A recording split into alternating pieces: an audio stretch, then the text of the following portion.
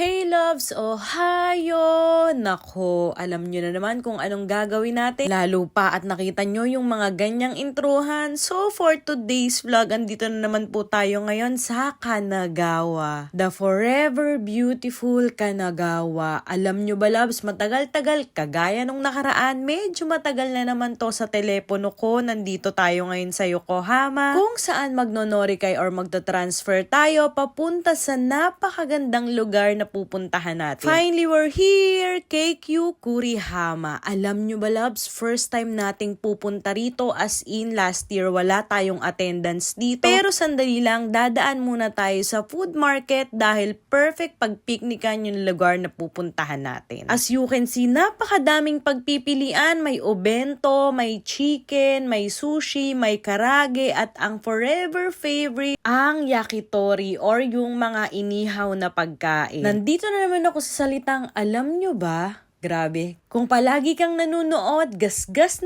na sa'yo yung mga salitaan kong ganyan. 'Di ba? Isa ang Kanagawa sa prefecture na malapit sa Tokyo and yet napakadaming pasyalan. At last, andito na tayo sa Kurihama. Napakaswerte lang kasi parang may event nung araw na nagpunta tayo kaya marami ding pagkain ang mabibili. Syempre, unang-una na ang pag-emote, 'di ba? Ayan, napakaganda niyan kasi may remembrance kung kailan kayo nagpunta. At isa pa yan, may pinaka-frame at the same time may monopod para mag-picture kayo mag-isa. Para sa akin loves, yung lugar na to, hindi siya ganun kaganda sa camera pero kapag ka sa personal, napakaganda talaga niya. Kurihama Flower Park nga pala yung pangalan nito sa Yokosuka sa Kanagawa. At hindi talaga magpapakagabog ang tiyahin nating napakailap. Tignan nyo naman loves, diba? Ang ganda, ang lakas sino ka dyan be? Pang ilang park na rin ang napuntahan ko sa Kanagawa pero I can say isa to sa napakalawak, as in hindi yata magiging crowded yung lugar na to. Depende na lang kung araw na ng flower picking kasi loves nagpunta kami the week before ipa-pick yung mga flowers. By the way, kung gusto nyo malaman, i-announce sa TV or sa Google, you can search it. As you can see loves, napakaraming pwedeng pagkainan, napakalawak talaga niya. By the way loves, wala nga palang entrance fee dito ha, libre po dito. Last week of May nga pala nung nagpunta kami dito kaya hindi ganun kainit pero hindi din ganun kalamig. Actually, umambon nga nung nagpunta kami. Kung wala yung event na nakita natin love sa entrance, napakalayo ng pwedeng pagbilhan so we suggest magbaon tayo. Alam ng pinsan ko at ng tiyahin ko dahil ilang beses silang pabalik-balik dito. Kawaii ne!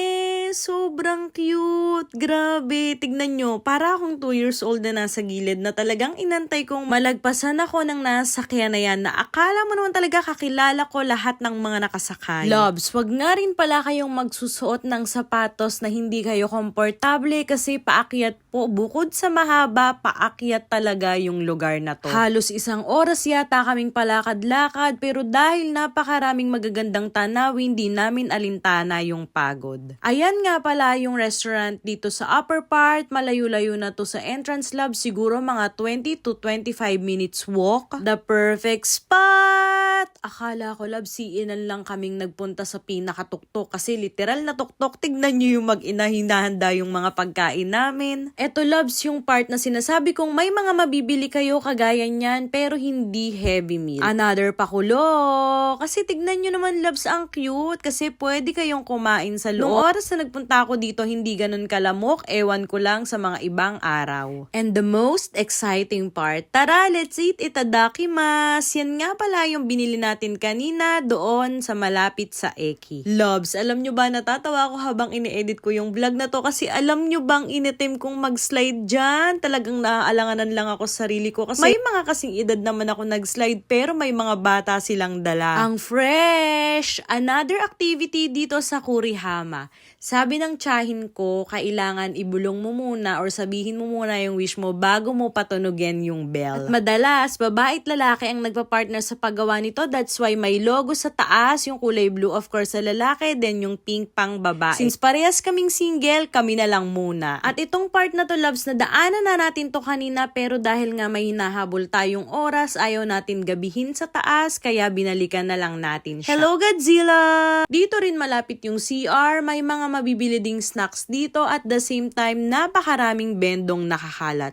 Roar! Nakakatuwa lang kasi alam nyo yun, kulang-kulang 1 oras kaming pabalik-balik. Actually, hindi nga lang, pero hindi namin alintana gawa ng sobrang ganda, sobrang nakaka-amaze at sobrang peaceful ng paligid namin dito. At ito nga pala yung ibang spot dun sa baba na kagaya ng sinabi ko kanina, binalikan na lang namin. O diba, nag-ayos pa si ate girl. Dahil kanina marami-rami yung tao dito, ayan, o diba ang cute. O at hindi nagpakabog ang mag-ina. Niloko ko si baby girl, sana may donut din yung nanay niya kasi ganyan yung mag-ina kanina. At ito na yung exciting part! Oh my God! Napakaraming omyage or souvenir na mabibili dito kaya my heart is full. Grabe na excite talaga ako. Akala ko love strip magnet yan, hindi pala. Pero meron naman kaming nabili. O tignan nyo naman ang pa-ice cream ni madam. See, thank you for watching, loves. Keep safe. God bless. Love you. Bye-bye. Enjoy, loves.